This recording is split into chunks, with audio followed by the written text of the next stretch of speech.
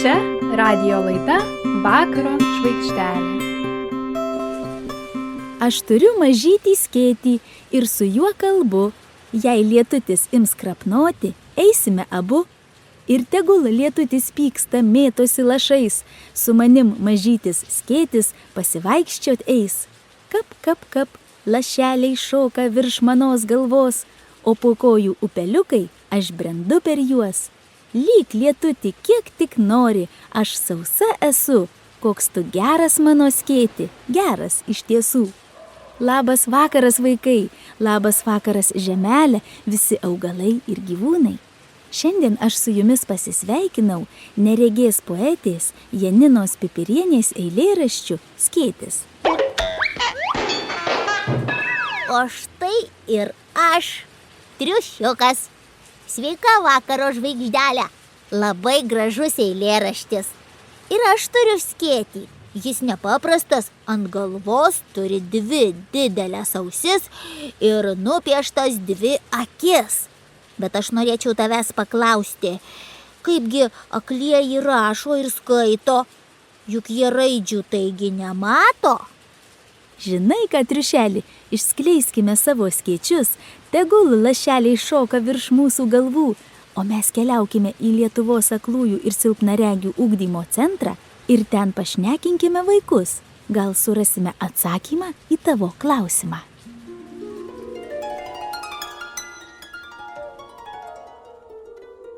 Oi, kiek daug durų. Kurias praversime? Gal šitas?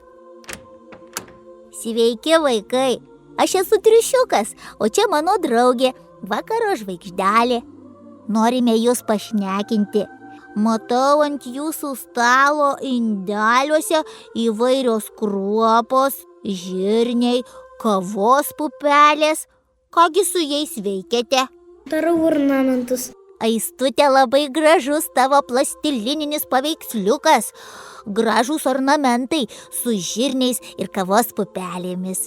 O kas nulipdė iš plastilino šitą gražų drambliuką? Aš čia jį padariau. Su mokytos pagalba, nes aš nemačiau dramblio, tai norėčiau aš ir jį pasižiūrėti. Nors iš plastilino. Tie, kurie nemato vaikučiai, mes su dažais nepiešiam. Mes lipdom, mes dėliojam, mes karpom, klijuojam. Tai, ką gali užčiuopti pirščiukai. Per pirščiukus yra ir pamatomi tie darbeliai. Man atrodo, mes patekome į dailės pamoką. Įdomu, ką veikia kiti vaikai. Piešiu jūrą, bandau nupiešti. Bangas jūras, kur išeina į krantą. Piešiu debesis, saulė, žolė, žemė. Dažniausiai jau tokius medžius gamtoj kažką. Kol kas mes dabar bandom visokias technikas, kas kam pavyksta. Iš tikrųjų, kurie labiau yra įvaldę vieną ir kitą techniką, jie patys pasirenka temas. Pirmiausia, visi yra nepaprastai skirtingi ir prie kiekvieno reikia skirtingai prieiti. Nėra taip, kad dabar visi pieškime ir piešia ten viena tema. Ne, vienas geba tai padaryti, kitas kitą, trečia ir prie kiekvieno reikia prieiti ir su kiekvienu skirtingai dirbti. Ir mažiukai jie yra nepaprastai smalsus, jie yra nepaprastai darbštus. Mažieji, ką jie dabar lavina, iš tikrųjų nemato, bet su rankytėm dirba. Ką jie išmoks, po to vyresniam bus lengviau, jie iš tikrųjų turės tikrai didelius gebėjimus. Jeigu vaikui labai patinka kažkokia veikla ir jis kryptingai, kantriai mokosi, stengiasi tobulinti savo įgūdžius, pavyzdžiui, piešti, šokti ar dainuoti, tai užaugęs savo kūrybą, savo darbu, jis gali suteikti daug džiaugsmo žmonėms. Beatričei Grincevičiūtei, žymiai lietuvių dainininkiai, nuo vaikystės labai patiko dainuoti, o juk jau vaikystėje ji neteko regėjimo. Ji paliko apie 1300 įrašų, kurie saugomi nacionalinio radijo archyvuose. Ji labai mylėjo vaikus ir dažnai koncertuodavo mokyklose, vaikų namuose, darželiuose. Ypač jai patiko lietuvių liaudies dainos. Beatričė Grincevičiūtė yra pasakiusi: piemenėlių dainos man brangios ligi skausmo. Jas dainuodama aš juntu rasotas lankas, matau suskirdusias piemenėlių kojytes, pajuntu žodžiais nenusakomą ryšį su gamta. Kiekvieną man dovanotą liaudies dainą vertinu kaip neįkainojamą brangakmenį. Pasiklausykime Beatričės Grincevičiūtės atliekamos lietuvių liaudies dainos Lek gervė.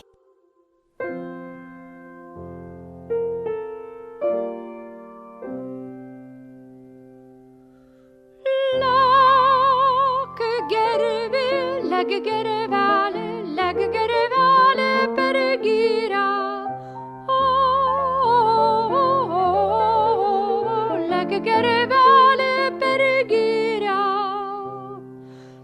Než gervelė lizdelį. Než gervelė lizdelį.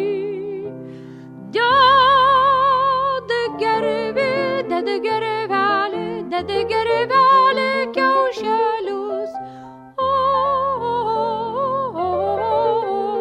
Deda gervelė kiaušelius.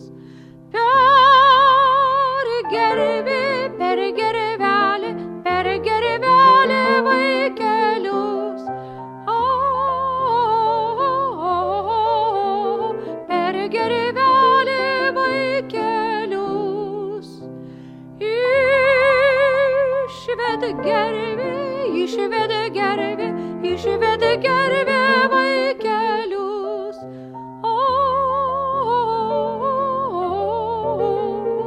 Išveda gervė vaikelius.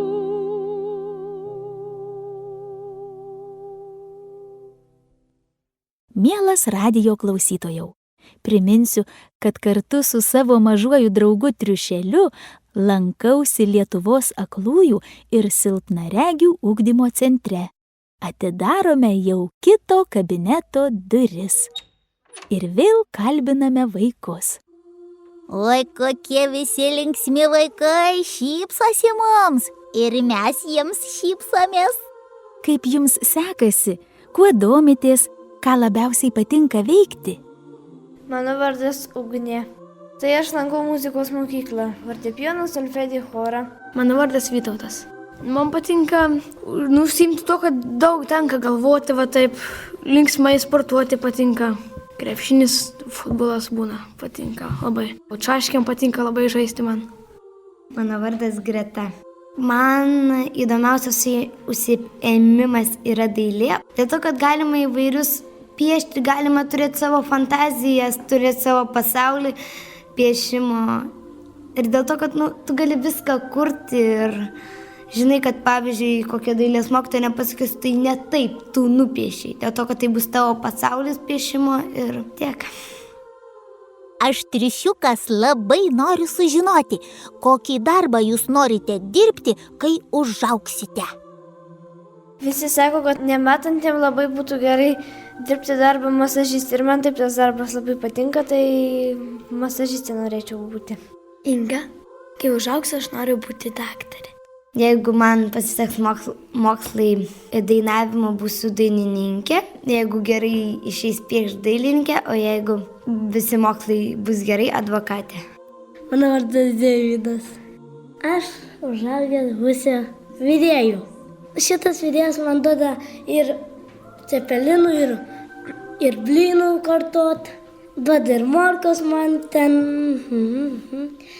visko man duoda. Skanaus. Diana. Aš auklėtoja. Patinka pamoka, klasės valandėlė ir matematika. Ir tikyba labiau patinka. Todėl, kad mes kalbam apie Dievą su mokytoja tikybos Šarūnė Peškotienė. Tikimės Dievu. Norėčiau pasakyti, o kai kada pasiseksis gerai gyvenimas, tai tada pasiseka gerai gyvenimas, tada žmonės gerai gyvena. Koks triušis jis fainas. Oi, Diana, kokios tavo švelnios rankos. Mieli radijo klausytojai, noriu pasakyti, kad vaikams, su kuriais dabar kalbamės, labai patinka dainuoti. keliaukime visi į muzikos kabinetą.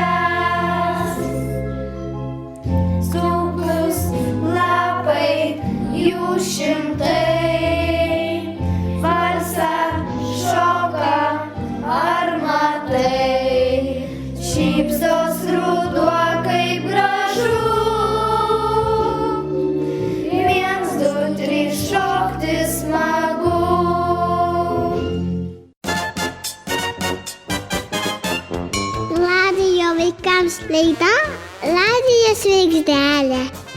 Ne, vakaro žvaigždelė.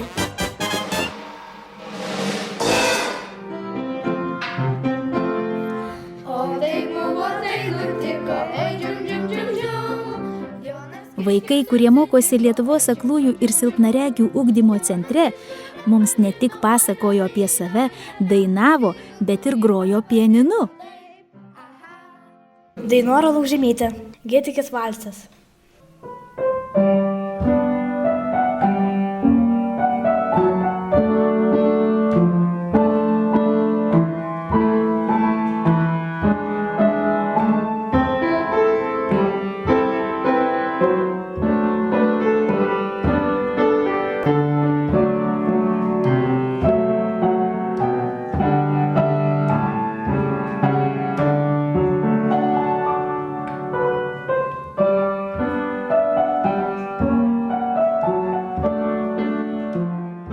Aš laukinis triušiukas klausausi, kaip vaikai groja, dainuoja ir vis dėlto suprasti negaliu. Kaipgi jie mato natas, kaipgi jie gali skaityti ir rašyti. Ant vaikų stalo kažkoks keistas aparatas. Kas čia yra? Tai Brailio rašomoji mašinėlė.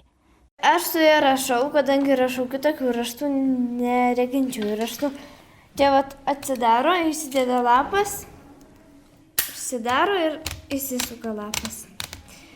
Čia klavišai, su jais rašome, pavyzdžiui, pirmas taškas A raidė, pirmas, antras B, C, pirmas, ketvirtas D, pirmas, ketvirtas, penktas, tai va. Šiais metais sukanka 181 metai, kai buvo sukurtas Brailio raštas akliesiems. Šį raštą 1825 metais sukūrė Paryžiaus aklųjų instituto mokinys Louis Brailis. Tuo metu jam buvo tik 16 metų. Jis gimė Prancūzijoje, būdamas 3 metų savo tėvo balniaus įrankiu susižeidė akį. Greit jis nebematė ir antrąją akimi. Tėvai kaip įmanydami lavino vaiką, pasamdė vietinį muzikantą, kuris išmokė Louis smuikuoti. Vėliau aklųjų mokykloje berniukas išmoko skambinti fortepijonu, griežė violončele, vėliau grojo vargonais. Mokydamasis Paryžiaus aklųjų institute, susidomėjo kapitono Šarlio Barbie šrifto sistema, kurią sudarė 12 iškilių taškų šriftas. Ši sistema buvo parengta karo reikalams.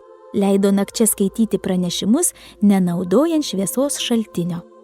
Louis Brailis patobulino šią sistemą. Aklųjų raštui reikia tik 6 taškų, iš kurių galima sudaryti 63 įvairias kombinacijas. Jų pakanka, kad užrašytum raides, skaičius, natas. Nuo 1878 metų Brailio raštas priimtas visame pasaulyje. Brailis buvo puikus mokytojas. Paryžiaus aklųjų institute jis dėstė literatūrą, istoriją, matematiką, muziką. Louis Brailis mirė nuo džiovos, sulaukęs 43 metų amžiaus. Pabandysiu nupiešti žmogų.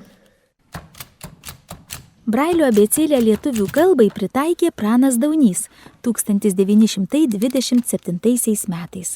Sukurtas raštas pirmiausia panaudotas Kauno aklųjų institute ir jau nuo 1928 metų leidžiamos lietuviškos knygos Brailio raštu.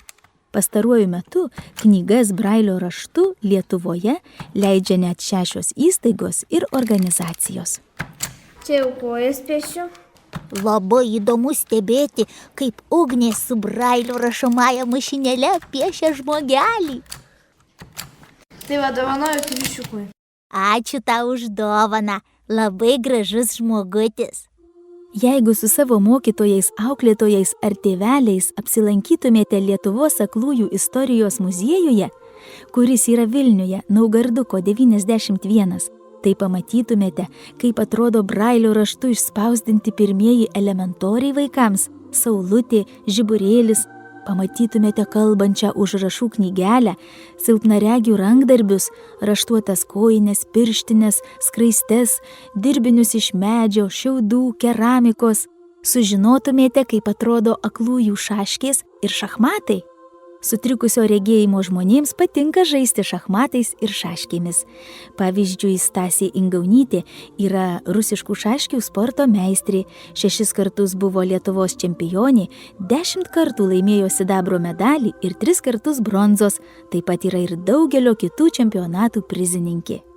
Ir man labai patinka žaisti šaškėmis. O dabar kviečiu pasiklausyti dainos latvių kalba. Ja atlieka Rygos Strazdmuižos pagrindinės internatinės mokyklos aklųjų ir silpnaregių vaikų ugdymo centro auklėtiniai. Įrašas iš tarptautinės aklųjų ir silpnaregių vaikų meninės raiškos šventės konkurso Aš noriu dainuoti visa širdimi. Saulētā klusi, tūp zeme pielijusi vasarā. Es savu rītā vēju vēl, sapnī sameklēju vēl, sapnī vēl. Vēl ir laiks, vēl ir laiks, vēl ir laiks. Rodēs tāls vasarai piestāvies. Vēl ir laiks, vēl ir laiks, vēl ir laiks.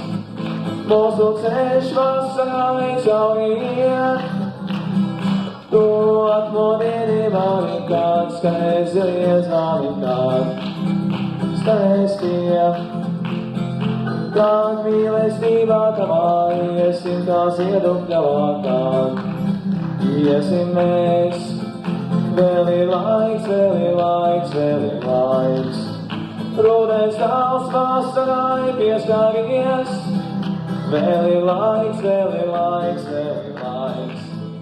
Mūsu ceļš vasarai cauri iet.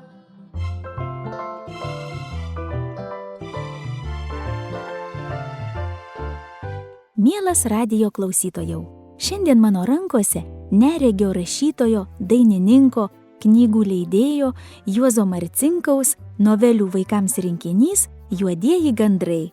Už šią knygą 1992 metais jam paskirta Ievos Simonaitytės literatūrinė premija. Juozas Marcinkus, būdamas 13 metų, piemenaudamas, susižeidė sprogmenimis, neteko regėjimo ir dešinės rankos. Vėliau jis mokėsi Kauno aklųjų mokykloje, tapo dainininku, rašytoju, knygų leidėju. Šiandien pasiklausykime apsakymo Kiškutis iš Juozo Marcinkaus knygos Juodieji gandrai.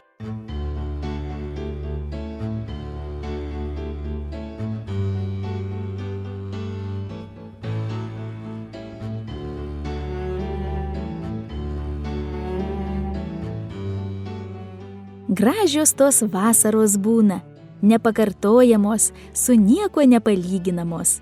Tikriausiai gražesnių vasarų niekur nėra kaip ten, kur mes augome, kur gyvenome. Dar jos gražesnės tampa, kai žiūrime į jas jau per 10-mečių tolius. Graži ta vasara buvo ir anais Juliukui nepamirštamais metais, kai suėjo 6. Saulėtą pavakarę mama pasiuntė pas tetą paskolinti rėčio.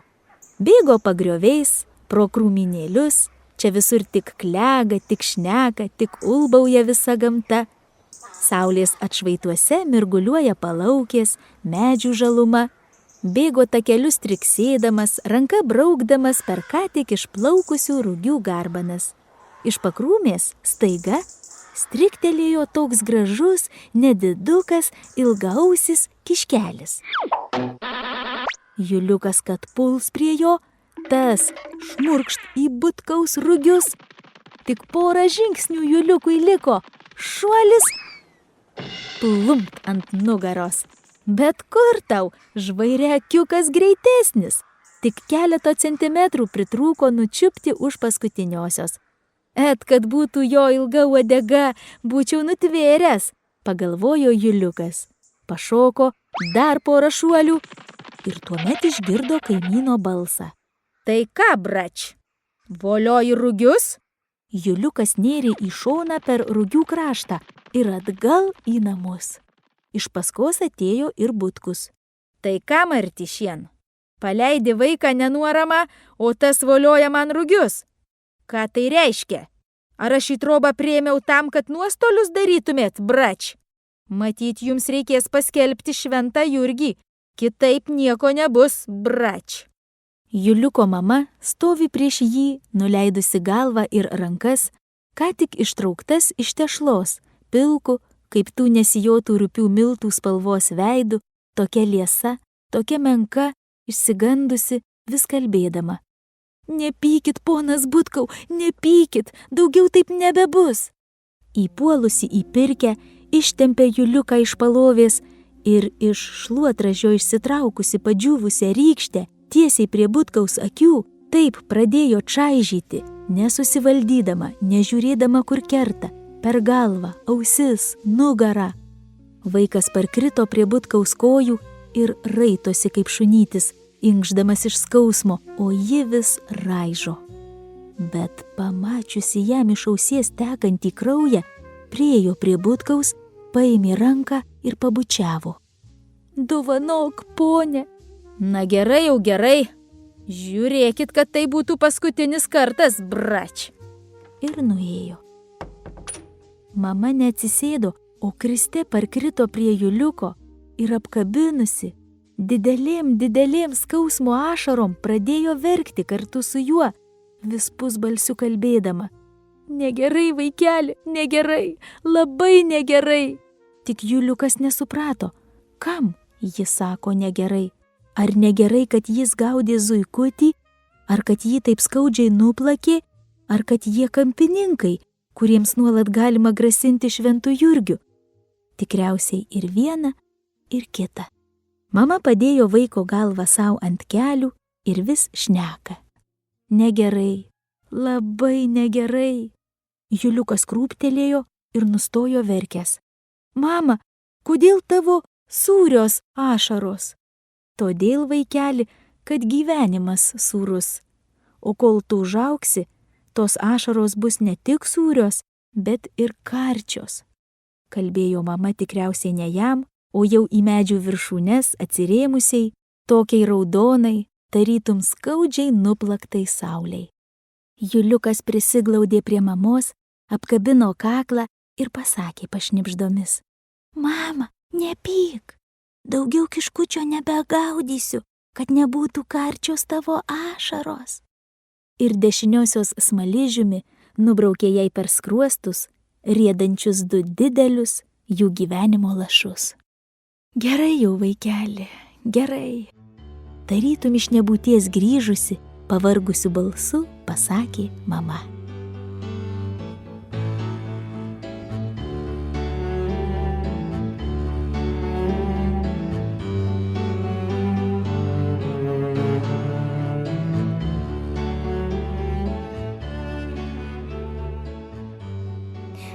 patinka vakaro žvaigždelė. Tip, tip, tip, tip, tip, tip, tip. Ką sakei? Aš triušiukas, kai pamatysiu neregį, tai kuo greičiau bėgsiu jam padėti. Neskubėk, triušelį, nepulk per prievartą jam padėti. Iš pradžių mandagiai paklausk, ar jam reikalinga pagalba. Taip parodysi savo pagarbą jo laisvei. Niekada nesakyk, kėdė ten, arba ten prie sienos stovi dviratis. Geriau sakyk taip, prieš jus stovi kėdė, arba už 10 metrų kairėje pusėje prie sienos stovi dviratis. Ir atsimink, triušelį, niekada nebijok, paprastai ir mandagiai pasiūlyti savo pagalbą neregiui.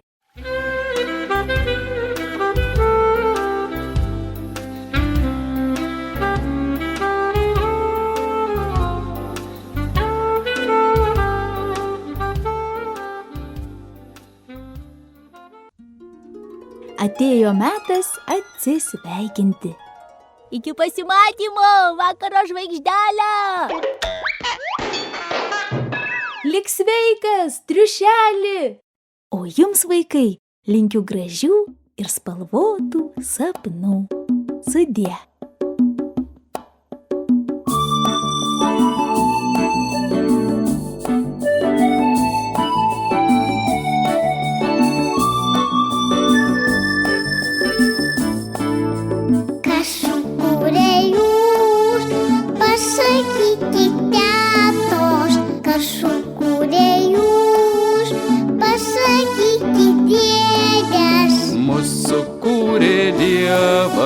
Visatos kūrėjas, jo žodžiu galingu atsiradom mes.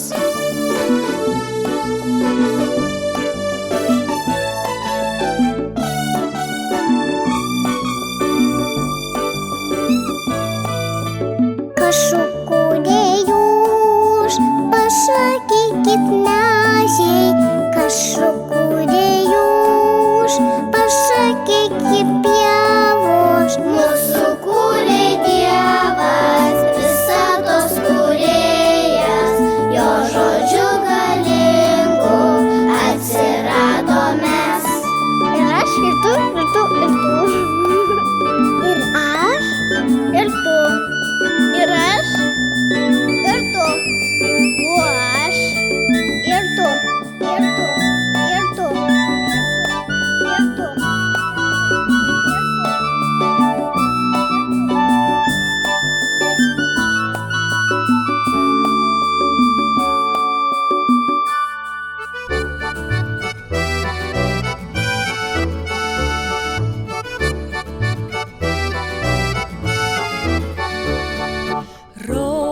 Skruostis obuoliukas, pasipūtęs storuliukas, tarp obels šakų aukštai, įsitaisęs prabangiai, tarp obels šakų aukštai, įsitaisęs prabangiai.